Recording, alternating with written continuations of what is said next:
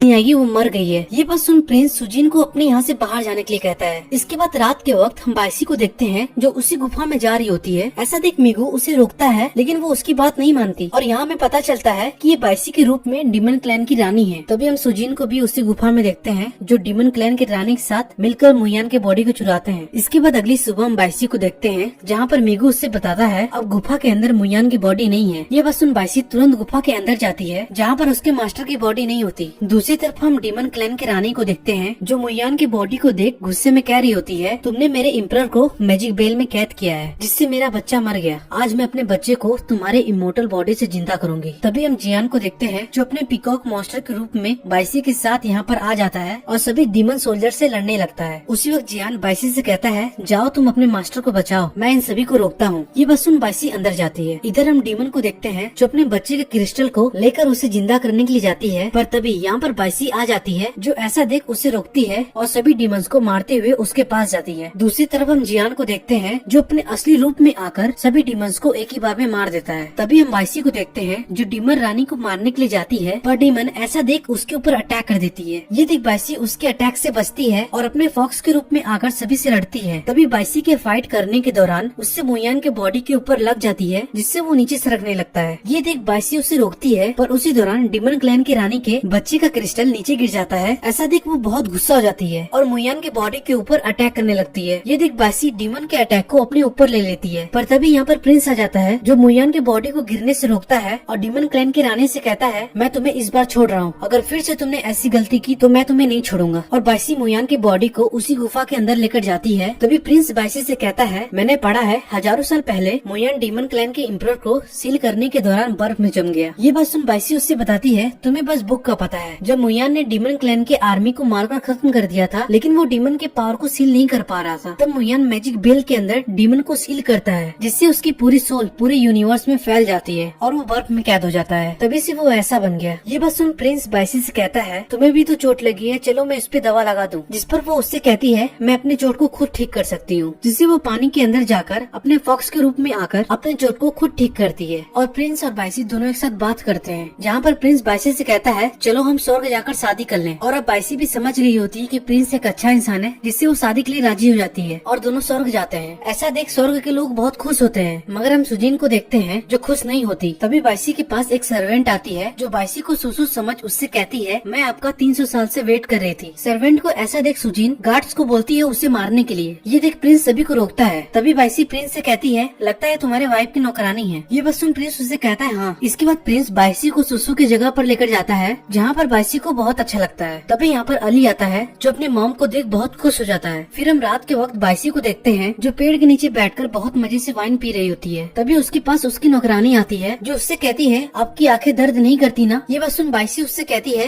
क्या सुसु की आंखों में कोई दिक्कत था। उसी वक्त यहाँ पर सुजिन की एक नौकरानी आती है जो बाइसी को तोहफा भेजी होती है। ऐसा देख सुसु की नौकरानी बाइसी को यहाँ से दूर लेकर जाती है। तभी वो जाते वक्त रास्ते में गिर जाती है और बाइसी से प्रिंस को बुलाने के लिए कहती है मगर तभी सुजीन अपने टाइगर के साथ यहाँ पर आ जाती है जिसे देख नौकरानी बाइसी से कहती है इसकी बातों पर यकीन मत करना। ये बात सुन सुजीन बाइसी से कहती है ये नौकरानी पागल हो गई है जब से इसके सुसु की मौत हुई है। तभी बाइसी नौकरानी से पूछती है तुम क्या बताना चाह रही हो। ये बात सुन सुजीन बाइसी से कहती है चलो मैं ही तुम्हें सुसु की सच्चाई बताती हूँ। जहाँ पर वो उससे बताती है जब प्रिंस यहुआ ने सुसु को यहाँ पर लेकर आया था तो उसकी शादी ऐसे नहीं हुई थी जैसा तुम्हारा होने वाला है। प्रिंस अपने इम्परर को भी नहीं बताया था कि उसने किसी लड़की को लेकर आया जो मोटल है और प्रिंस ने सोचा किसी को न पता चले जिससे वो बाइसी को एक नौकरानी बनाकर रखता है और सुसु के पेट में उसका बच्चा होता है। सुसु पेड़ के नीचे बैठ प्रिंस को याद करती है पर वो उसके पास नहीं आता जिससे अब सुसु को लगने लगता है कि प्रिंस उससे प्यार नहीं करता। पर तभी हम बाइसी को देखते हैं जिसे सुजीन ऊपर लेकर जाती है। ऐसे देख बाइसी को बहुत अजीब लगता है और वो उससे कहती है चलो नीचे चले। ये बात सुन सुजीन बाइसी से कहती है क्या तुम सुसु की सच्चाई नहीं जानना चाहती कि वो कैसे मरी है। तभी वो बाइसी से बताती है जब सुसु ने अपने बच्चे को जन्म दिया तब वो इसी सीढ़ियों से यहाँ पर आई और सोची अब मुझे यहाँ से इंसानों की दुनिया में चला जाना चाहिए और वो यहाँ से कूद जाती है। आज उसके मरे 300 साल बीत गए हैं पर अभी भी सुसु की आवाज यहाँ से सुनाई देती है। तभी बाइसी सुजीन से पूछती है उस वक्त प्रिंस कहाँ पर था, क्या उसने अपने प्यार सुसु को नहीं बचाया, क्यों उसने सुसु को इग्नोर किया। ये बात सुन सुजीन बाइसी से बताती है उसने बस अपने काम के लिए सुसु को यहाँ पर लाया था। ये बात सुन बाइसी को प्रिंस के ऊपर शक होने लगती है और दोस्तों सुजीन भी यही चाहती है कि बाइसी की शादी प्रिंस से न हो पाए जिससे वो हेवन की रानी खुद बन जाए। तभी सुजीन का टाइगर बाइसी के ऊपर अटैक कर देता है। ऐसा देख बाइसी उसके टाइगर के ऊपर अटैक कर उसे नीचे फेंक देती है है। इसके बाद अगले दिन हम